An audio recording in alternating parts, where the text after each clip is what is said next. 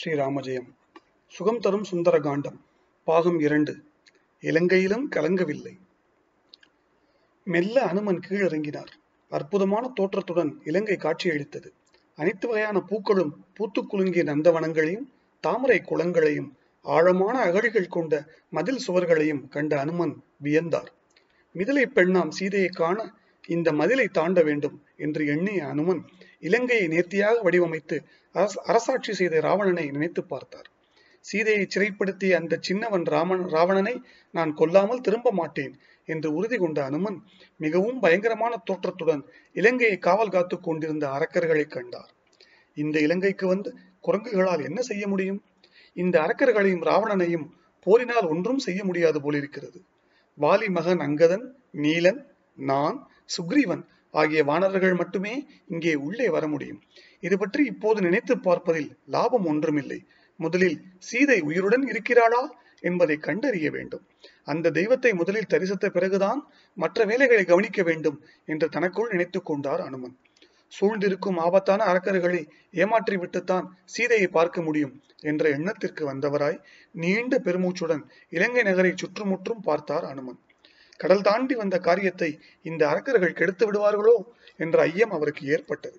விஸ்வரூபம் எடுத்தாலும் இலங்கை அரக்கர்கள் தன்னை கண்டுபிடித்து விடுவார்கள் என்று நினைத்த அனுமன் நிஜ உருவத்தையே இன்னும் கொஞ்சம் சிறியதாக்கி கொண்டார். இலங்கை மாநகரில் எவரும் அறியாமல் சிறிய குரங்கு வடிவிலேயே வீடு வீடாக போய் தேடுவது என்று உறுதி கொண்ட அனுமன் சிறிய வடிவம் கொண்டு மெல்ல மெல்ல இலங்கைக்குள் நுழைத்தார். வெள்ளி தூண்களாலும் தங்க கம்புகளாலும் கட்டப்பட்ட அரண்மனை வரிசைகளை வியப்புடன் நோக்கினார் அனுமன். இங்கே அனுமனுக்கு ஒருபுறம் மகிழ்ச்சி ஏற்படுகிறது, மறுபுறம் சோகம் ஏற்படுகிறது. இந்த இலங்கை மாநகரில் ஒழித்து வைக்கப்பட்டுள்ள சீதாதேவியை காணப்போகிறோம் என்ற மகிழ்ச்சி ஒருபுறம், இந்த அழகிய இலங்கை மாநகரம் சில நாட்களுக்குள் அழித்துவிடப் போகிறது என்ற கவலை மறுபுறம். இரவு நேரம் நிலவு ஒளியுடன் அனுமனுக்கு துணை நிற்கிறது. மாநகர மக்கள் ஆனந்தமாக உறங்கினார்கள். அனுமன் மட்டும் தன் பணியிலேயே கவனமாக இருந்தார். ஒவ்வொரு அரண்மனையாக சென்று சீதையை தேடத் துவங்கினார். இந்த சமயத்தில் இலங்கையின் அதிதேவதையான இலங்காதேவி அனுமன் முன் தோன்றினாள். அனுமனை தடுத்து நிறுத்தினாள். ஏய் குரங்கே, நீ யார் என கேட்டாள். நீ கேட்பதற்கெல்லாம் உண்மையான பதிலை பிறகு நான் சொல்கிறேன். நீ ஏன் பயங்கர தோற்றத்துடன் இந்த நகரத்து வாசலில் நிற்கிறாய் என்று அனுமன் கேட்டார். இலங்காதேவிக்கோ கோபம் வந்தது. நீ யார் என்பதை முதலில் சொல் என்றாள். நான் இந்த இலங்கையை சுற்றி பார்க்க வந்தேன் என்றார் அனுமன். அதற்கு அந்த தேவதையோ, உன்னை விடமாட்டேன், என்னுடன் போர் செய்து விட்டு போ என்றாள். அனுமனும் அவ்வாறே சொல்ல இலங்காதேவிக்கு கோபம் உச்சத்தை எட்டியது.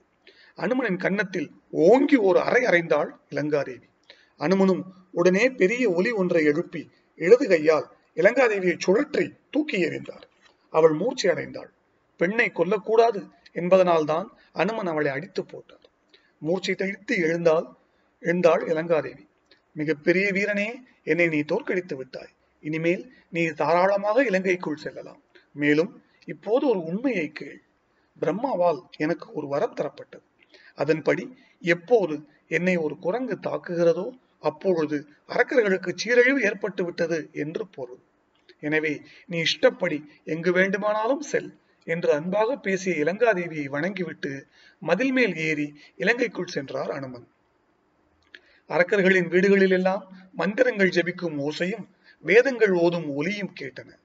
அழகுள்ள இந்த இலங்கை மாநகரில் எந்த அரண்மனையில் சீதை தாய் இருக்கிறாளோ என்ற சிந்தனையுடன் அனுமன் தன் தேடலை தொடங்கினார்.